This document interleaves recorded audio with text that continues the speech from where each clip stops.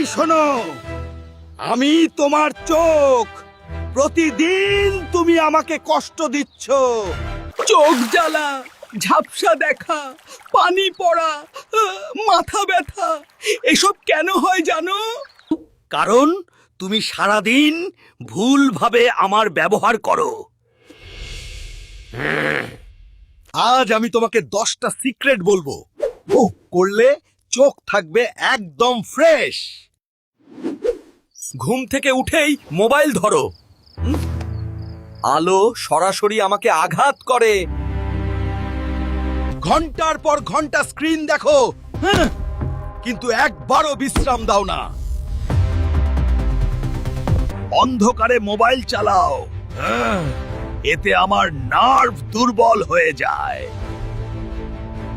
খুব কাছে থেকে ফোন ধরো, ধীরে ধীরে পাওয়ার বাড়তে থাকে।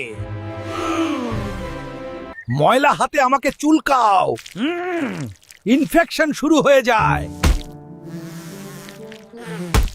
রোদে বের হও, কিন্তু সানগ্লাস পরো না।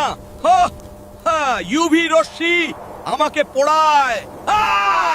কম ঘুমাও, তাই আমি সারাদিন লাল আর ক্লান্ত থাকি।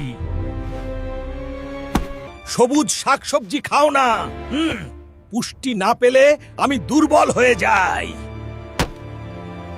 প্রথম কাজ, সকালে ঠান্ডা পানি দিয়ে মুখ ধুয়ে আমাকে সতেজ করো। প্রতি 20 মিনিটে 20 সেকেন্ড দূরে তাকাও, এতে আমি রিল্যাক্স পাই। স্ক্রিনের ব্রাইটনেস কমাও, নরম আলো আমাকে আরাম দেয়।